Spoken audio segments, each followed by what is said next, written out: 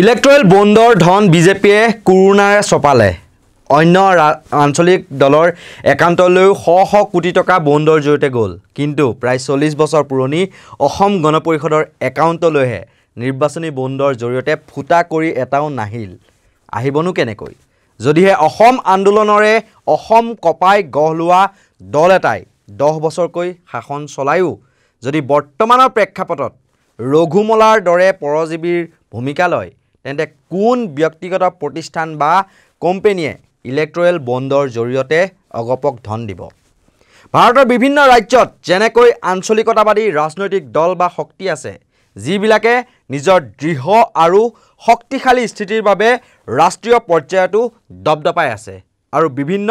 সময়ত চৰ্চাটো আহিছে বিশেষকৈ কেন্দ্ৰীয় চৰকাৰৰ জনবিৰোধীমূলক স্থিতিৰ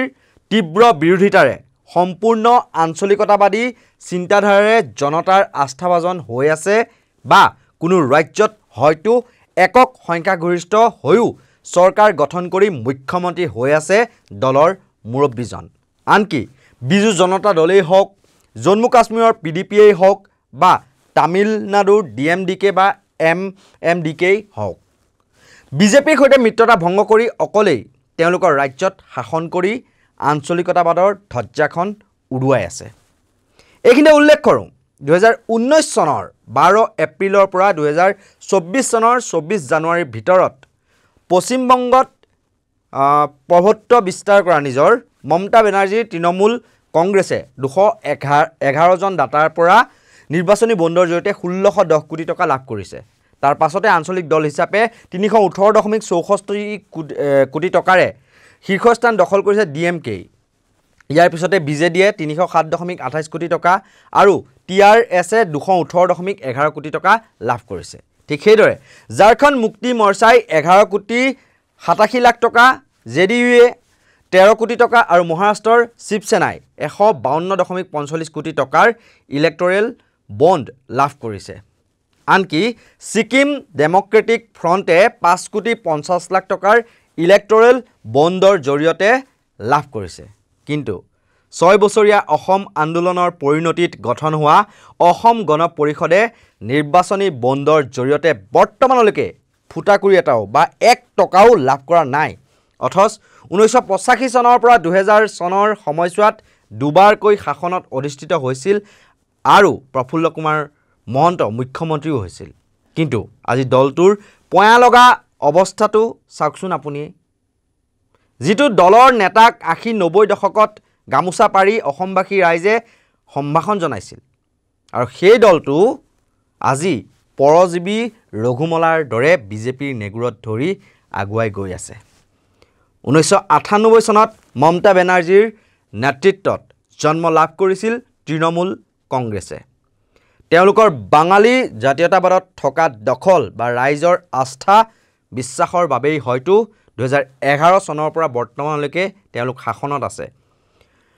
অসম গণ পৰিষদক গুগ্ৰাখে গিলি পেলোৱাৰ দৰে বিজেপিয়ে কিন্তু তৃণমূল কংগ্ৰেছক তেওঁলোকৰ সবল বা দৃঢ় স্থিতিৰ বাবে নোমেলালো লৰাব পৰা নাই বা বহু চেষ্টা কৰিও শাসনৰ পৰা বৰ্তমানলৈকে উফৰাব পৰা নাই আৰু এই তৃণমূল কংগ্ৰেছে ইলেক্ট্ৰেল বণ্ডৰ জৰিয়তে 1610 কোটি টকা লাভ কৰিছে ঠিক সেইদৰে সিদিনা বিজেপিয়ে মিত্ৰতাৰ অৱসান হোৱা বিজু জনতা দলেও 1997 চনত অৰ্থাৎ অগপৰ জন্মৰ 12 বছৰ পাছতহে জন্ম লাভ কৰি বৰ্তমানে উৰিষ্যাত চৰকাৰ চলাই আছে আৰু নবীন পাটনায়ক মুখ্যমন্ত্ৰী হৈ আছে 2000 চনৰ পৰা বৰ্তমানলৈকে বিজেপিয়ে মিত্ৰতাত থাকিলেও কিন্তু সংখ্যাগৰিষ্ঠতাৰে নিজৰ প্ৰভুত্ব অক্ষুণ্ণ ৰাখিছে মুখ্যমন্ত্ৰী নবীন পাটনায়কে কিন্তু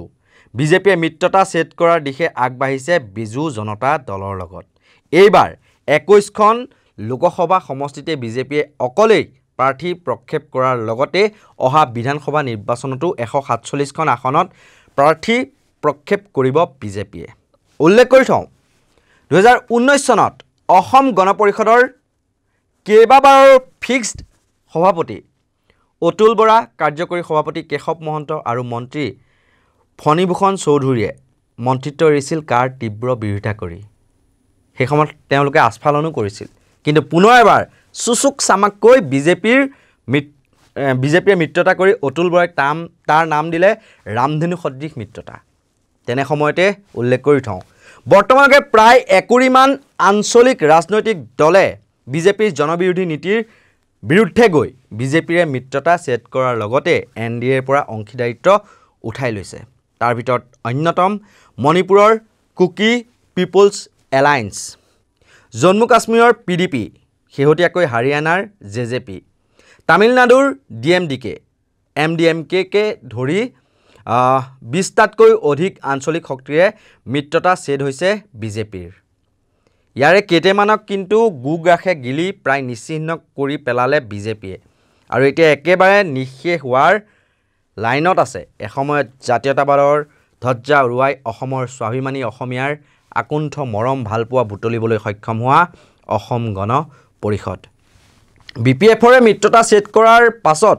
এতিয়া BPFৰ BTRত কি অৱস্থা হৈছে সেয়া সকলোৱে দেখিছে। এইটো প্ৰফুল্ল কুমাৰ মহন্তৰ শাসনতে প্ৰায় 50 লাখ টকা খৰচ কৰি নিৰ্মাণ কৰা অসম গণ পৰিষদৰ আমবাৰীস্থিত মুখ্য কাৰ্যালয়, যিটোক কংগ্ৰেছত মন্ত্ৰী হৈ থকাৰ সময়ত বিবাহ ভৱন বুলি কটাক্ষ কৰিছিল এতিয়াৰ মুখ্যমন্ত্ৰী ডক্টৰ হিমন্ত বিশ্ব শৰ্মাই। আৰু এতিয়া সেইগৰাকী হিমন্ত বিশ্ব শৰ্মাক ৰূপান্তৰৰ খনিকৰ আখ্যা দি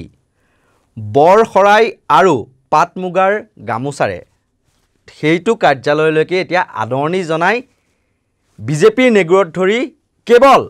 ক্ষমতাৰ লালসাত থকা অগপ সভাপতি অতুল বৰা আৰু কাৰ্যকৰী সভাপতি কেশৱ মহন্তই। এজিপিটো এটা ক্লাবলৈকে পৰিণত হৈছে, 2 দিনতে চেঞ্জ হৈ যাব। মইতো কৈছো যে 2016 চনৰ পিছত এজিপিৰ নামো নাথাকে অসমত। ক্লাব ভাড়া আমবাৰী অফিচটো ভাড়া ঘৰত যাব, এইটো বিয়া তিয়া হ'ব তাতে। যিটো